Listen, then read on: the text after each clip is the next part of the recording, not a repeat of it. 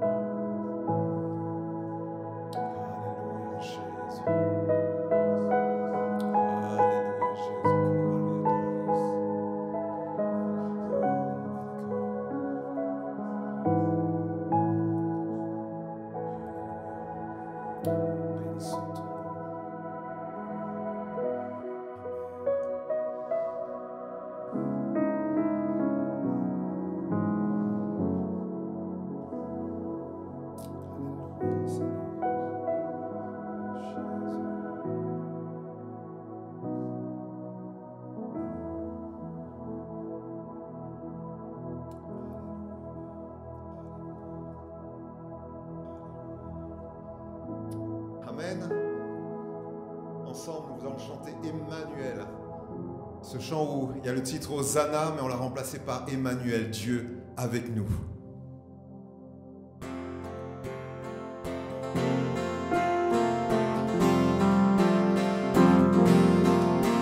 Un chant s'élève, les yeux se tournent vers toi,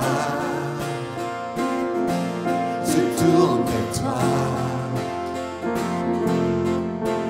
L'espoir renaît, les cœurs soupirent après toi. Oui, après toi. En te voyant, nous retrouvons la force de vie. Quand nous sommes en ta présence, nos craintes fuient, elles s'enfuient. Emmanuel, Emmanuel, tu es le roi, le sauveur, à toi la gloire et l'honneur. Emmanuel, Emmanuel, nous t'accueillons parmi nous, sois le bienvenu, oh Jésus. Entends le son des cœurs qui reviennent à toi, reviennent à toi. Dans ton royaume, les vies brisées sont restaurées, sont restaurées. En te voyant, nous retrouvons la force de vie.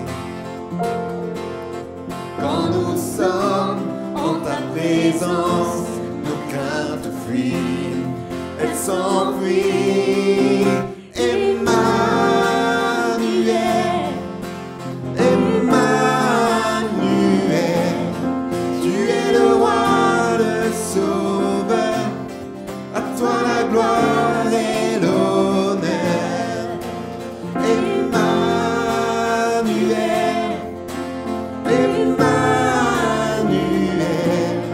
nous t'accueillons parmi nous, sois le bienvenu, oh Jésus.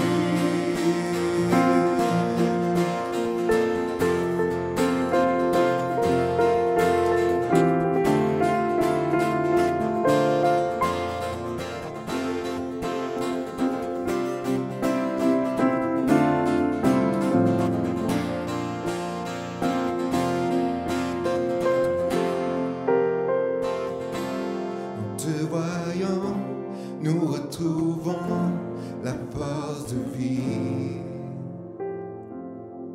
Quand nous sommes en ta présence, nos craintes fuient. En te voyant, nous retrouvons la force de vie. Quand nous sommes en ta présence, nos craintes fuient, elles s'enfuient. Emmanuel, Emmanuel, tu es le roi, le sauveur, à toi la gloire et l'honneur.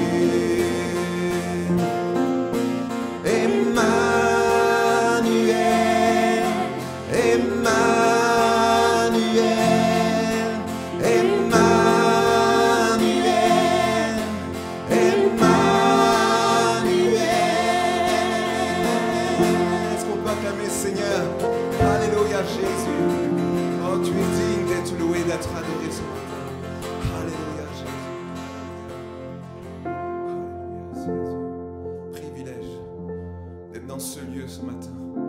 Je suis sauvé et racheté à un grand prix. Seigneur, je ne serai jamais assez reconnaissant.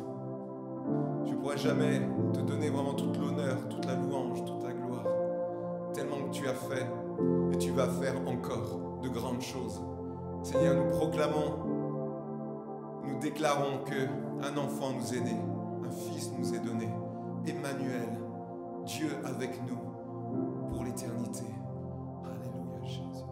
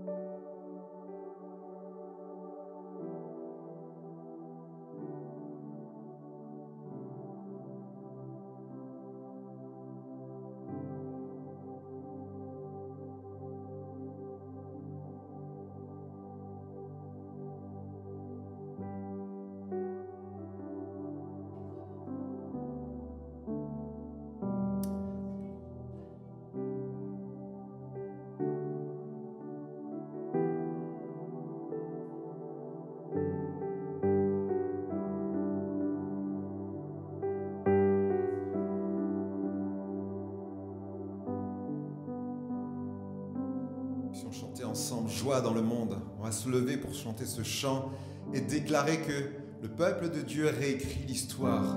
Vous savez, vous allumez votre poste, vous allumez la télé, mauvaise nouvelle, mauvaise nouvelle, mauvaise nouvelle. Mais vous, là où vous êtes, vous pouvez réécrire l'histoire.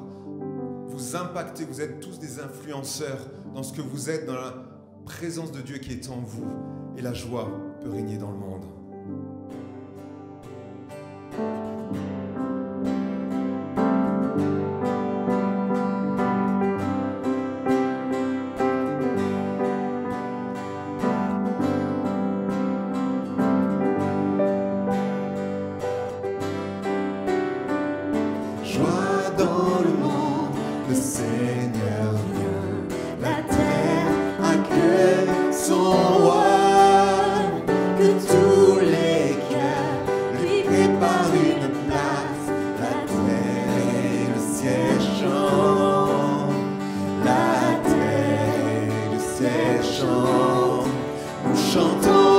Joie.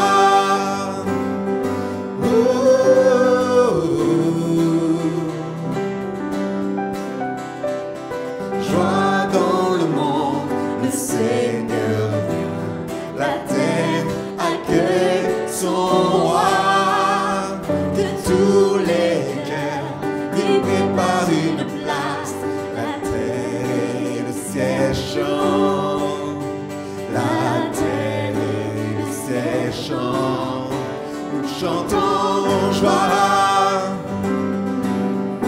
nous chantons joie, nous chantons joie, joie dans le monde, joie dans le monde, le Seigneur vient, la terre accueille son roi. Que tous les cœurs lui préparent une place, la terre et le ciel chantent, la terre et le ciel chantent, nous chantons joie, nous chantons joie, nous chantons joie, joie dans le monde. Nous chantons joie, nous chantons joie, nous chantons joie, joie dans le monde. Nous chantons joie, nous chantons joie, nous chantons joie, joie dans le monde. Tous ensemble. Nous chantons joie, nous chantons joie, nous chantons joie, joie dans le monde. Nous chantons joie. Est-ce qu'on peut acclamer le Seigneur? Nous chantons joie et nous voulons déclarer que nous sommes des apporteurs de joie et de paix. Alléluia Jésus. Oh, tu es digne. Alléluia Jésus. Oh, déclare-le ce matin.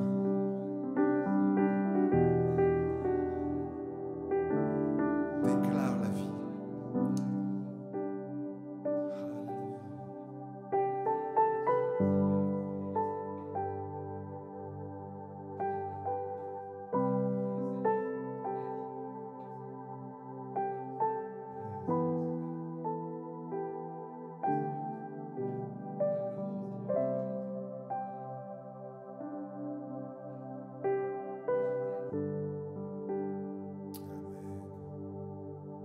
Pendant que nos frères vont passer pour les offrandes, au peuple fidèle, Jésus vous appelle. Venez triomphants, joyeux, venez en ces lieux. On peut chanter ce chant debout pour faire un triomphe.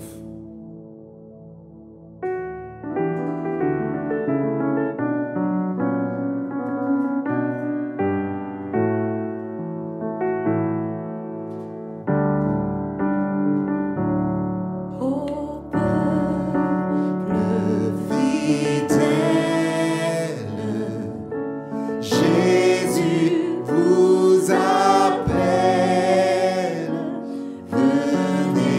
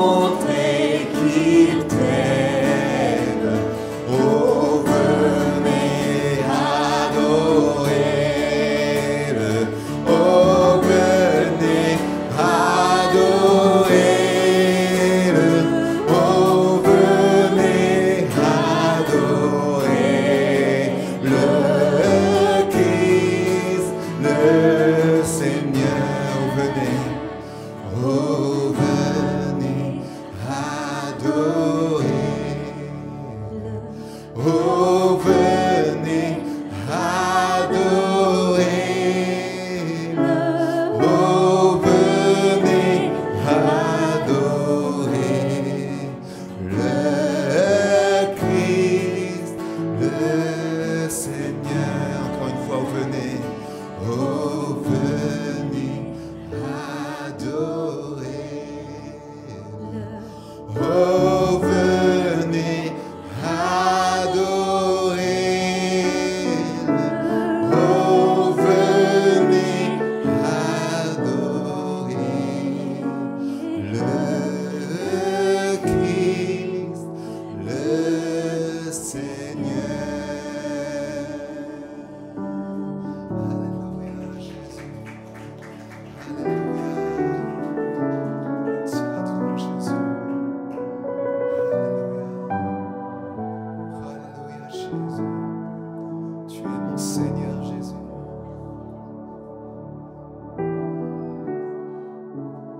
Te bénissons, Jésus.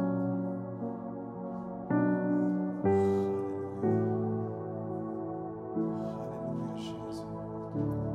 Gloire à toi, Jésus. Rabakari, Sondé, on t'adore, Jésus. On t'adore. Bénissons ton Saint-Nom, Jésus. Nous élevons ta présence. Alléluia, Jésus. Reçois, Seigneur. Reçois le parfum, Jésus. Alléluia.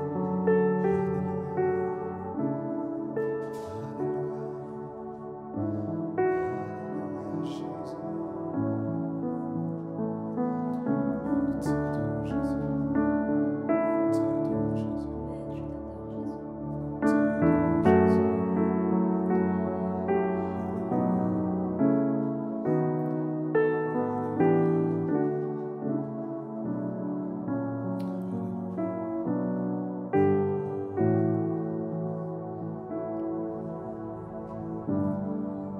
Ce dernier chant nous dit: voyez ce que Dieu a fait.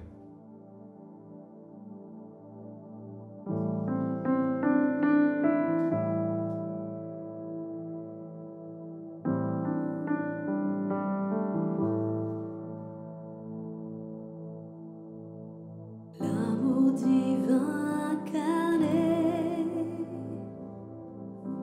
chante les anges dans les cieux, sauveur de l'humanité, la lumière de ce monde. Un enfant nous est donné, il règne pour l'éternité.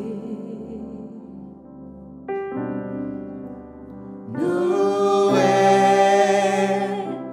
Noël, voyez ce que Dieu a fait. Noël, Noël, le soir d'un amour éternel, la lumière du monde nous est donnée. Noël,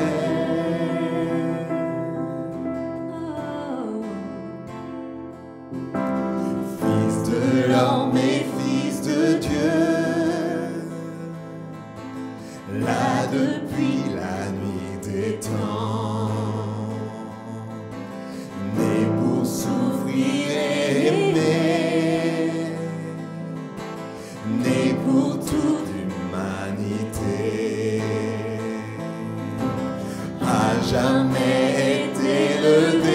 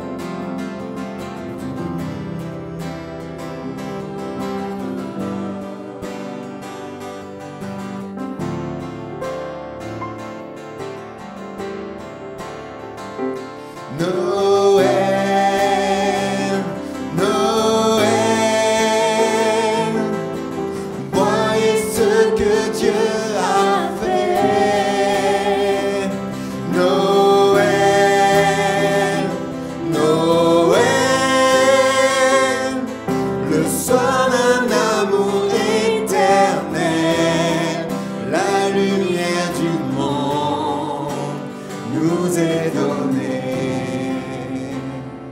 Noël.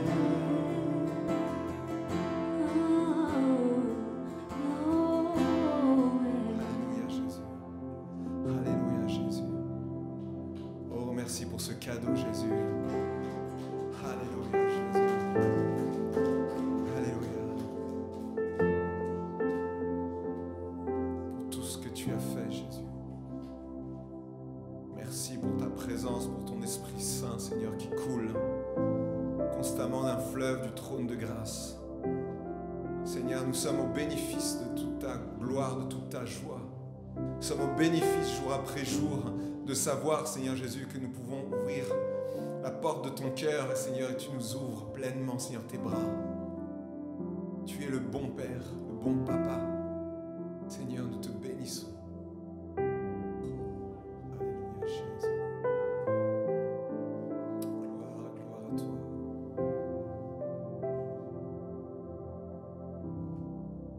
Alléluia, Jésus. Amen, Jésus. Alléluia.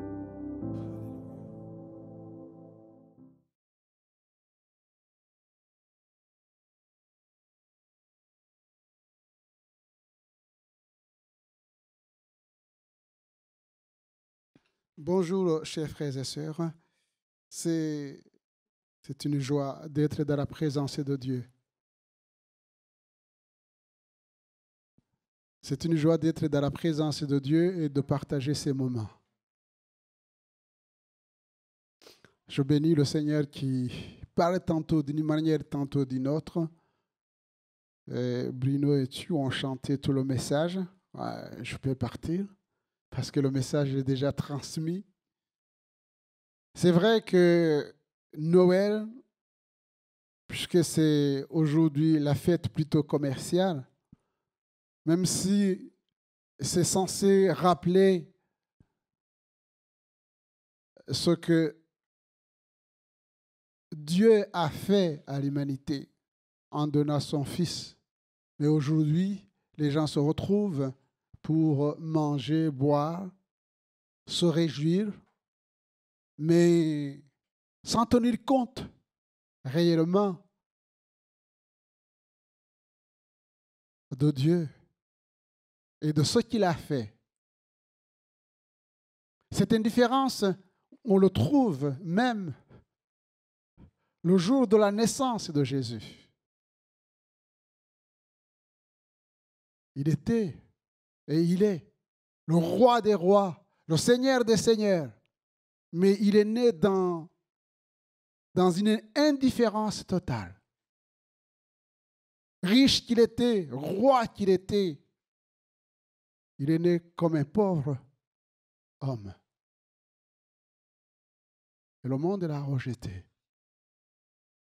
Mais nous voulons, ce matin, nous rappeler que ce don merveilleux, c'est pour toi, c'est pour moi. Je vous invite à ouvrir la parole de Dieu dans l'Évangile selon Matthieu, chapitre 1er et verset 18. Matthieu, chapitre 1er et verset 18. C'est bien d'accorder, chers frères et sœurs, notre foi à la parole de Dieu,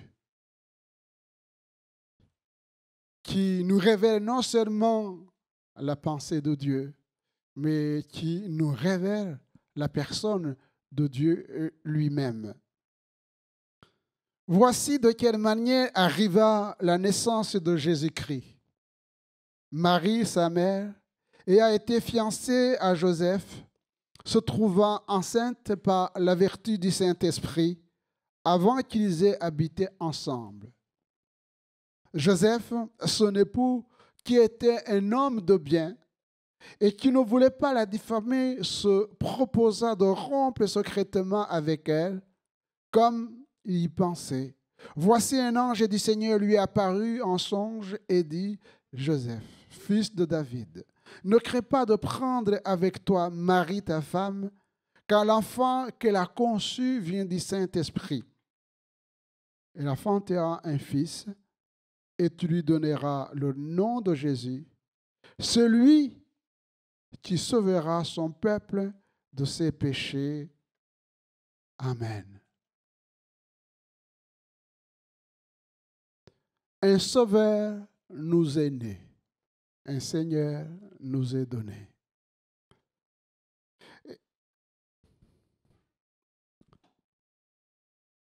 Je voudrais simplement partager 3 points ce matin. La naissance de Jésus, la mission de Jésus et la mission que Jésus a confiée à ses disciples. La venue de Jésus, c'était un choix de Dieu. Ce n'est pas quelque chose qui est venu au hasard. Toutes choses sont planifiées d'éternité par le Père. Il nous avait annoncé la venue de Jésus dans le livre de la Genèse, chapitre 12, au verset 2. Dieu dit à Abraham, « Je ferai de toi une grande nation et je te bénirai. Je rendrai ton nom grand et tu seras une source de bénédiction et toutes les familles de la terre seront bénies en toi. » Notez bien, toutes les familles de la terre seront bénies à toi. Il était question de la naissance de Jésus. Et aujourd'hui, nous pouvons constater que dans tous les continents, des hommes et des femmes ont été touchés par la parole de Dieu, ont été bénis parce qu'ils ont reçu Jésus comme le Seigneur, comme le Sauveur du monde. Et cela devait passer par un choix qui peut-être nous semble banal d'une jeune femme, Marie. Oh, elle n'était pas la plus belle femme du monde. Ce n'est pas suite à un concours de Miss Monde qu'on a choisi Marie. Elle n'était peut-être pas la plus intelligente du monde, la plus spirituelle, mais simplement, elle a été choisie par grâce. Amen. Elle a été choisie par grâce. L'ange entra chez elle et lui dit, « Je te salue, toi à qui une grâce a été faite. » Et cette grâce nous a été faite, chers frères et sœurs. Nous sommes sauvés par grâce. C'est-à-dire que nous avons reçu Jésus dans nos cœurs. C'est une faveur imméritée. Dieu nous a fait grâce. Et nous devons reconnaître cette grâce. Marie va confesser cela en disant « Mon âme exalte le Seigneur et mon esprit se réjouit en Dieu, mon Sauveur, parce qu'il a jeté les yeux sur la bassesse de sa servante. Parce qu'il a jeté ses yeux sur moi. Je n'étais pas digne d'être la mère de Jésus, le Sauveur du monde. Mais Dieu m'a fait grâce. Pauvre que j'étais, pécheresse que j'étais, Dieu m'a fait grâce. C'est une grâce. C'est une grâce. Et cette naissance n'est pas une naissance comme les autres. Parce que Marie n'a pas connu d'homme. Et d'ailleurs, ça va lui poser un problème. Et poser un problème à Joseph. Quand l'ange va annoncer ce mystère en lui disant qu'elle va porter un enfant. Elle va dire, mais comment? Comment? Je ne connais pas d'homme. Mais je voudrais vous dire, chers frères et sœurs, Ce qui est impossible aux hommes est possible à Dieu. Et la difficulté que nous rencontrons dans notre marche chrétienne, je ne parle pas de l'incrédulité de ceux qui ferment la porte à la volonté de Dieu. Même nous qui avons accepté Jésus comme notre Seigneur et Sauveur, eh bien, nous sommes incapables de lui faire confiance pour qu'il nous accompagne dans les projets merveilleux qu'il a conçus d'avance pour chacun d'entre nous. Et Marie va recevoir ce message. L'Esprit de Dieu te couvrira de son ombre. Et tu enfanteras un fils et tu lui donneras le nom de Jésus. Elle est devenue enceinte, ce qui a embarrassé Joseph. Et comme la Bible nous dit que c'était un homme de bien, un homme de bien qui ne voulait pas faire du mal à sa fiancée, mais qui ne comprenait pas ce qui s'est arrivé, ce qui est arrivé. Alors, il a voulu rompre secrètement. L'ange lui a dit non, cet enfant que Marie porte, c'est le Fils de Dieu. Elle enfantera un enfant et tu lui donneras le nom de Jésus. C'est lui qui va sauver son peuple de ses péchés. Et Matthieu va ajouter autre chose. Il dit, et toi, Bethléem, terre de Juda, tu n'es certes pas la moindre entre les principales villes de Juda, car de toi sortira un chef qui paîtra mon peuple, le chef d'Israël. Un sauveur, un seigneur, le roi des rois, le seigneur des seigneurs. Ésaïe dira, Emmanuel, Dieu avec nous. Les premiers à venir adorer le Seigneur, ce sont les mages, qui ont vu l'étoile de l'Orient et qui vont poser la question à ceux qu'ils ont rencontrés, où est le roi des Juifs qui vient de naître? Car nous avons vu son étoile en Orient et nous sommes venus pour l'adorer. Nous sommes venus pour l'adorer. Et à ceux qui adorent le Seigneur. Ce message a été annoncé. Et c'est important que nous puissions connaître les Écritures parce que la venue de Jésus n'a pas été acceptée par tout le monde. Et aujourd'hui, quand vous annoncez l'Évangile, quand vous témoignez, ne soyez pas surpris de ce que les gens ferment leur cœur. Les mages, quand ils ont partagé cette vision, une étoile dans les cieux, qui brille, qui les éclaire, qui les conduise vers où se trouve Jésus. Quand Hérode a entendu ce message, lui, il s'est senti menacé. Son règne était menacé parce que parlait du roi des Juifs alors que c'était le roi.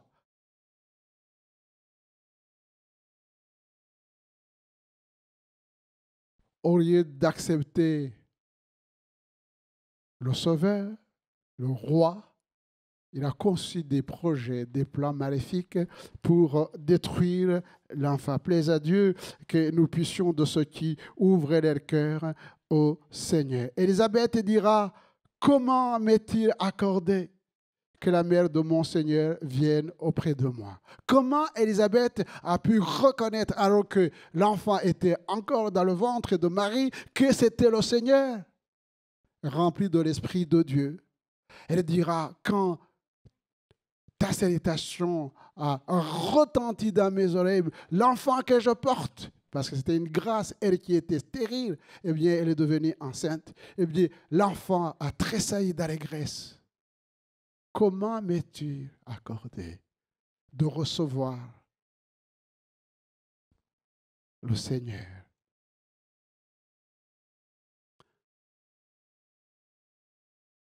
Je disais que malgré l'indifférence, il va se passer quelque chose d'extraordinaire ce jour-là quand Jésus est né, les anges ont chanté. Ils ont acclamé. Et les bergers ont vu des choses extraordinaires qui ont marqué leur vie. Ils ont entendu les chants des anges. Et ils ont reçu un message en disant, un sauveur vous est né. Et ils ont cru à cette parole. Et ils sont partis vérifier le message des anges. Et après l'avoir vu, ils s'en retournèrent, glorifiant et louant Dieu pour tout ce qu'ils avaient entendu et vu conforme à ce qui leur avait été annoncé. Voyez-vous, chers frères et sœurs, Jésus était et reste la réponse de Dieu à toute la terre. Les bergers ont entendu le message.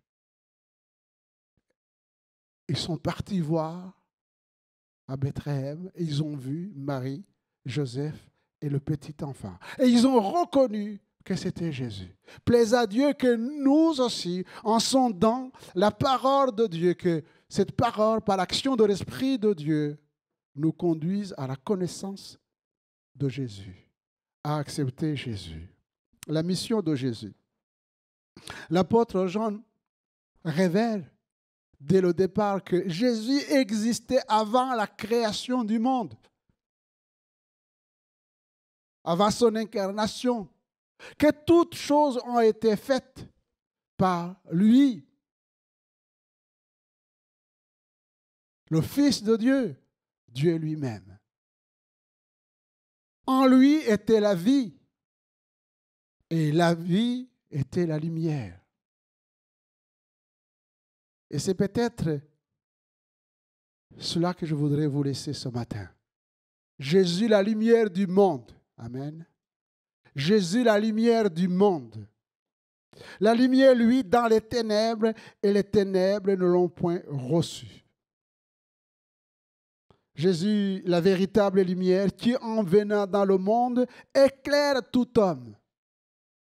Mais cette lumière n'a pas été reçue. Est-ce qu'aujourd'hui, quand vous témoignez, les gens acceptent Jésus? Non.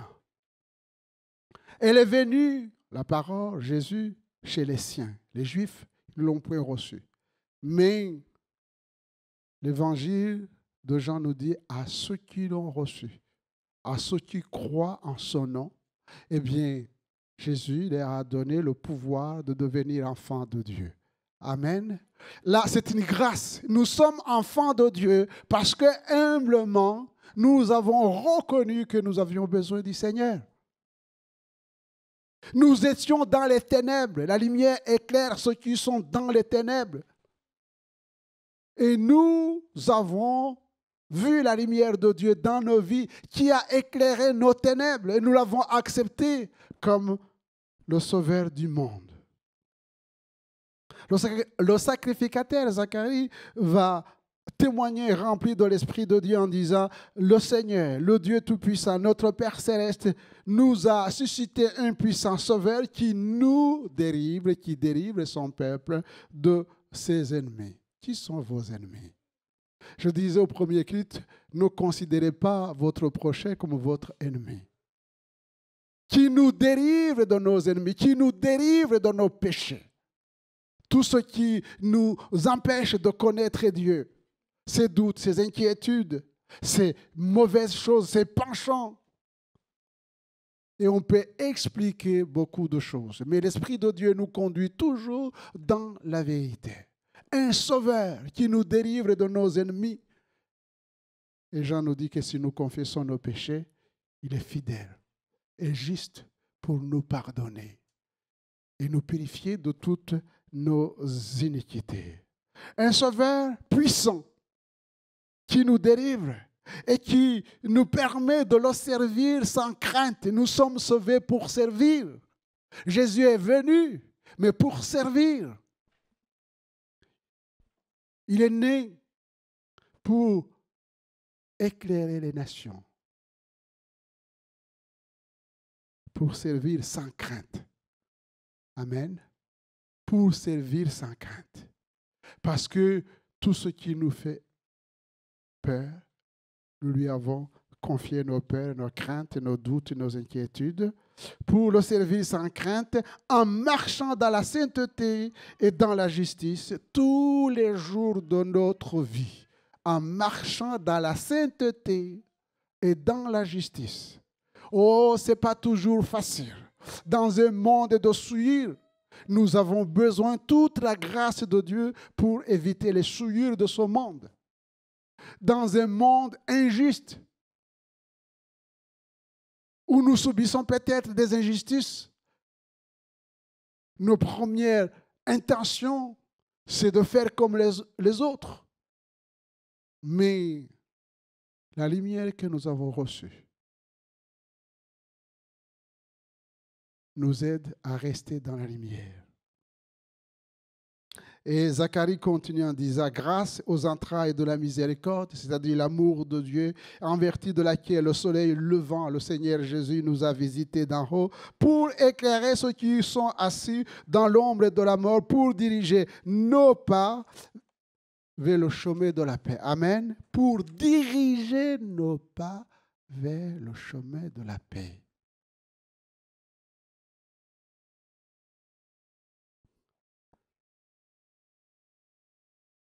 Diriger nos pas vers le chemin de la paix. Êtes-vous en paix? Êtes-vous en paix? Avez-vous fait la paix avec Dieu? Êtes-vous en paix avec les gens autour de vous? Parce que c'est ça, justement, ce que Jésus est venu faire.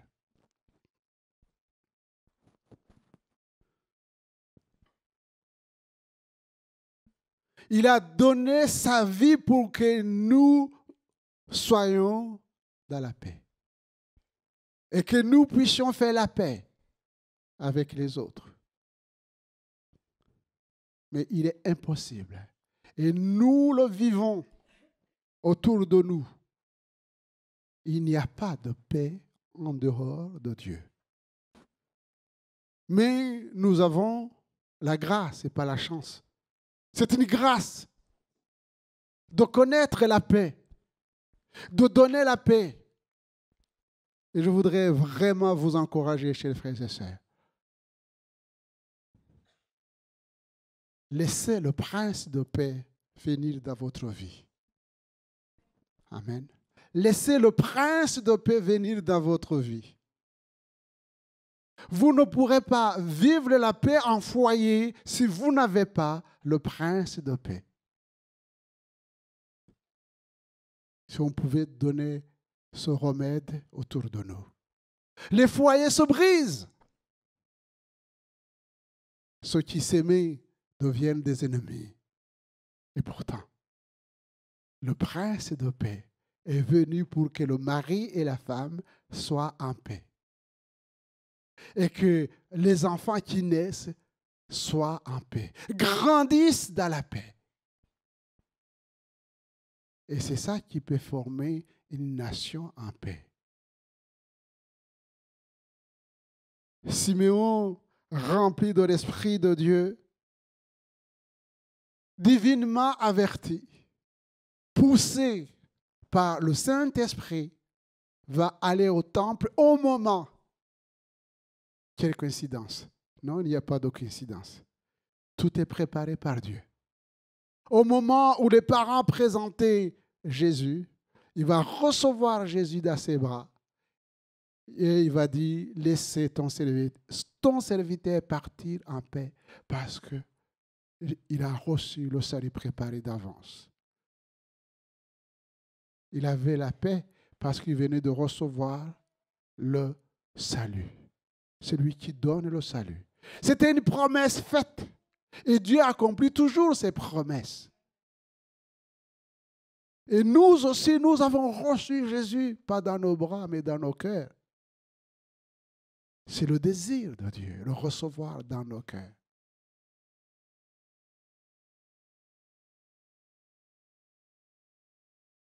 Jean-Baptiste, quand il a vu Jésus, il a dit, voici l'agneau de Dieu qui ôte le péché du monde. Et le Père va confirmer ceci.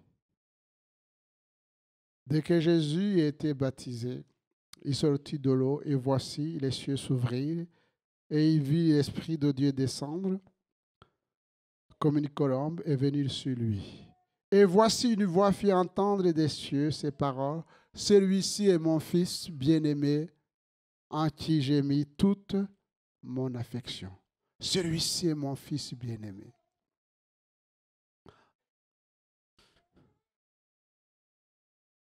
Alors, j'aimerais faire une prière. Si vous pouviez entendre ce matin, le Père vous dit, celui-ci c'est mon fils, c'est ma fille, en qui j'ai mis toute mon affection. C'est une promesse de Dieu. Jésus lui-même, en priant pour ses disciples, cette prière sacerdotale de Jean 17, il nous dit que le Père et lui, ils viendront, ils vont habiter dans nos cœurs. Amen.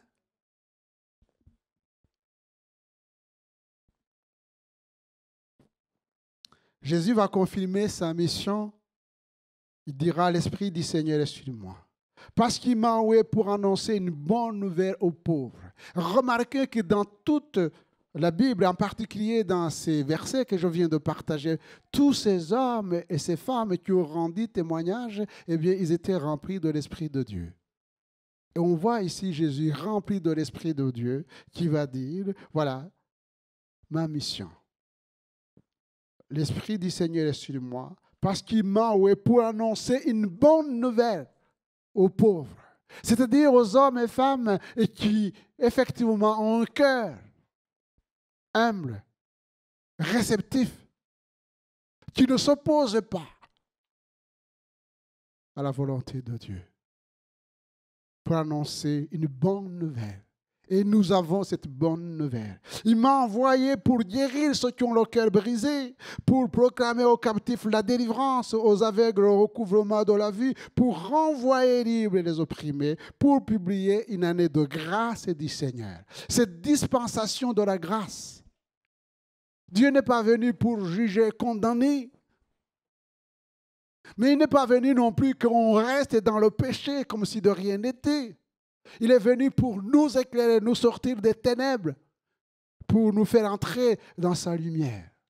Il est venu pour briser les liens de l'iniquité. Il a anéanti la puissance du péché. Il a anéanti la puissance de Satan et ses démons.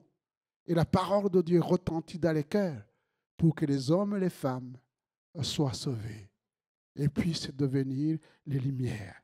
Et c'est cette dernière mission, justement. Jésus étant la lumière du monde, eh bien, il va confier cette mission, non pas seulement aux apôtres, mais à nous tous.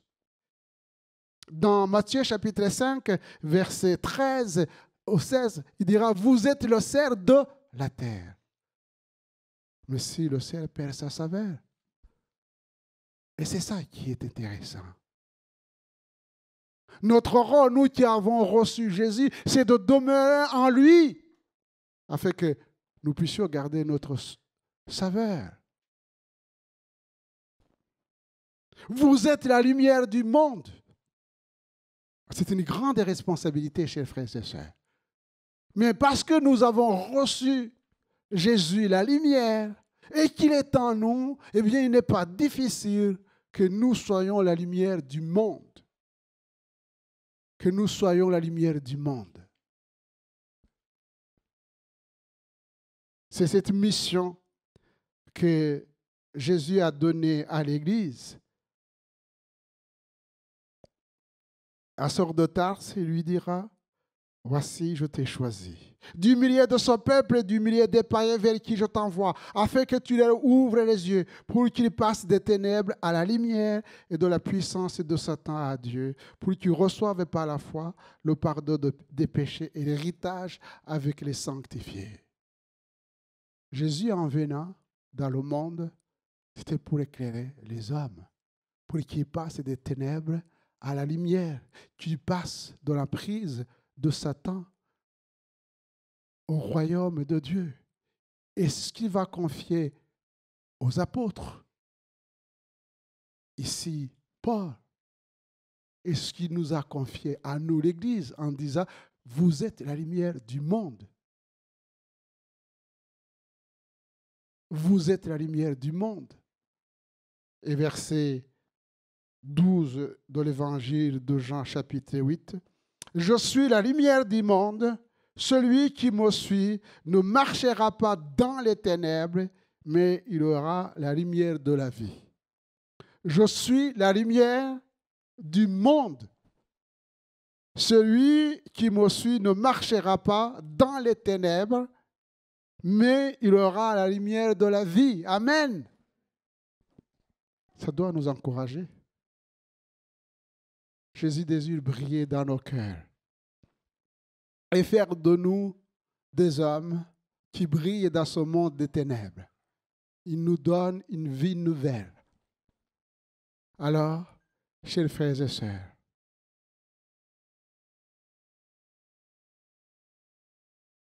n'ayez pas honte de ce don merveilleux. Bénissons le Seigneur et courons dans la carrière qui nous est ouverte. Amen. Prions le Seigneur. Seigneur, notre Dieu, notre Père, nous te bénissons et nous te louons. Nous te rendons grâce, Seigneur, parce que tu as jeté tes regards sur nos vies misérables. Seigneur, comme tu as visité Marie, Seigneur, tu nous as sortis de ce monde des ténèbres, Seigneur. Tu es venu dans nos vies afin que nous puissions vivre pleinement l'Évangile. Tu nous as donné la paix du cœur et tu nous envoies comme la lumière dans ce monde des ténèbres. Merci de bénir mes frères, de nous bénir, de bénir l'Église, afin que les uns les autres, Seigneur, nous soyons encouragés par l'action de l'Esprit de Dieu, investi de cette mission, Seigneur, d'annoncer la bonne nouvelle autour de nous. Merci, Seigneur, parce que tu nous as donné aussi cette promesse et tu as accompli tes promesses. Tu es avec nous tous les jours jusqu'à la fin du monde. Que ton nom soit béni et que ton nom soit glorifié dans le nom de Jésus. Amen.